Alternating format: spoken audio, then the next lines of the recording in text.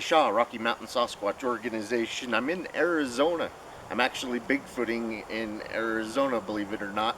I'm near Kaibab National Forest. I'm checking out a spot where there's been a lot of Bigfoot activity over the years, in recent years to me.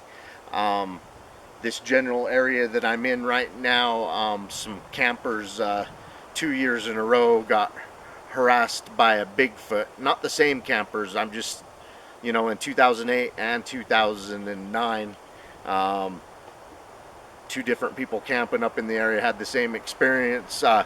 This guy and his brother-in-law, they were up there camping in a pop-up trailer, and in the middle of the night the trailer started getting shook and woke them up, and it shook it again, and it's like, what the hell's going on, you know? And after it shook it a couple more times, the one guy stands up and grabs his flashlight, and he says, I'm gonna go check it out. So he comes busting out of the trailer, and here's something that sounds bipedal booking it off into the woods. And by the time he got out to a location where he could possibly see where it's at, he says it probably got 35, 45 yards into the woods. So he didn't get a good look at it. And, you know, he started heading in that direction, and he could hear it moving through the woods even further away from him when he was trying to get his flashlight on it. Once he got to the edge of the woods checking it out, he started getting a very eerie feeling, and he thought better of it. He thought he probably better get back in the trailer.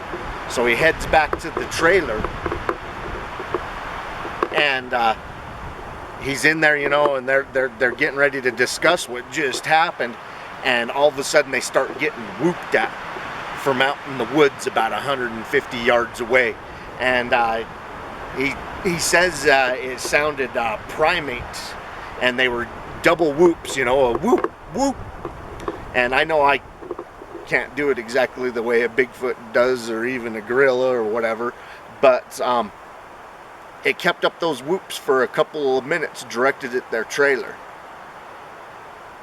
So same thing happened. This happened in 2008, you know, in around Kaibab.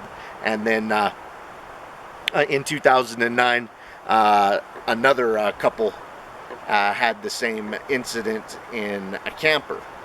And it pretty much went off the same way. They were woken about 2 o'clock in the morning, something just shaking the crap out of their camper.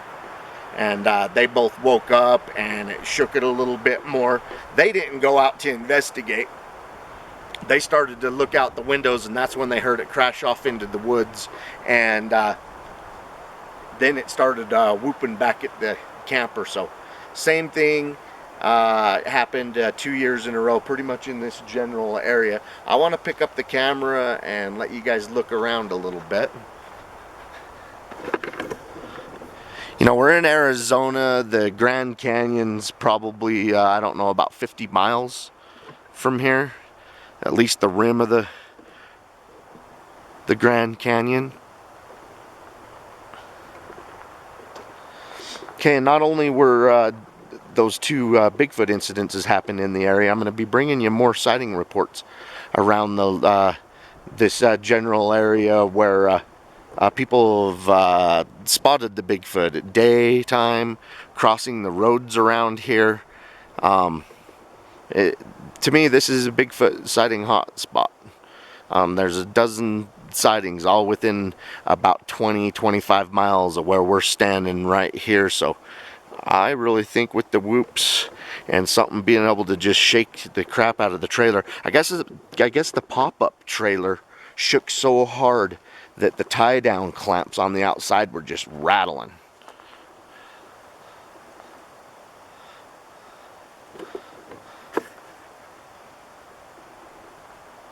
Alright, well, I'll be bringing you a few more Bigfoot sightings from southern Utah and northern Arizona. Keep on watching, we're going to keep on squatching. Here's another report north of the Grand Canyon in or around Kaibab. This happened in August of 2008, and may be the reason why these people got harassed for 2 years in a row, or two different people 2 years in a row. A family of five was on an archery hunt in the Kaibab National Forest on the north side of the Grand Canyon. Anyway, it was a Friday night, 9 p.m., and this guy and his sister walked down the road from camp and made several vocalizations. They were copying Finding Bigfoot, including a howl and several whoops, and they were trying to elicit a response. After trying for about 30 minutes without any return calls, they walked back to camp. When they arrived, the other sister and the guy's daughter and his nephew went into the camp trailer and went to bed. Just as they got into the trailer, that's when the excitement began. The two guys, which were brothers, were out sitting around the campfire talking when they heard what sounded like a large branch being broken off a tree violently with a loud crash, or something stepping on a large branch and breaking it. It was so loud that it caught both of their attentions. They acted nonchalant about what occurred and just tried to listen for anything else and talked. For the next 30 minutes or so, they heard the camp being circled by two separate unseen things. They were being very stealthy and were actually very loud and destructive as far as the trees they were hiding in.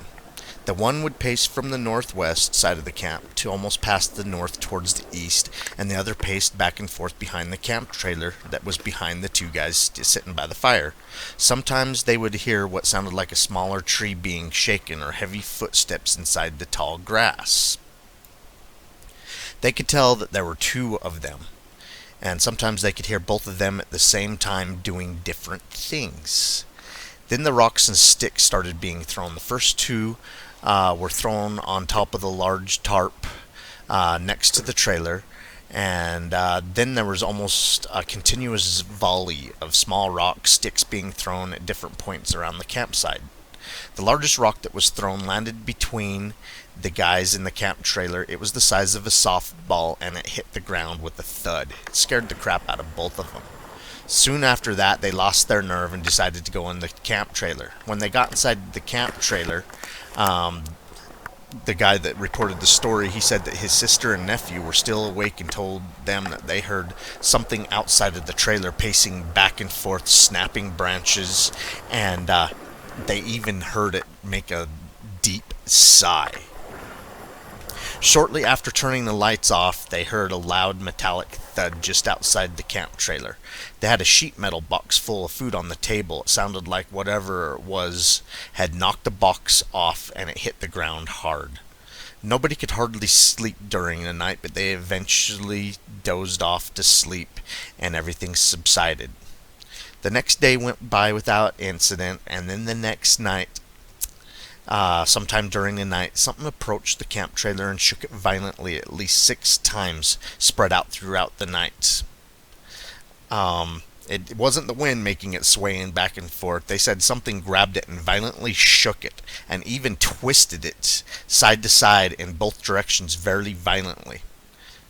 And also during the night when it was the trailer was being shooken one of the times, they heard a low guttural growl that lasted about 10 seconds. Pretty crazy. Sounds like these guys doing their Bigfoot howls brought some Squatches in, and they got harassed a little bit, and then the next 2 years in a row, campers in the immediate area got messed around, got their camp trailers and stuff shaken. So yeah, you don't know what you're gonna get when you go out messing around and calling to the Bigfoot. Pretty exciting stories. Can't wait to bring you more sighting reports on location in Arizona. Keep on watching. We're gonna keep on squatching.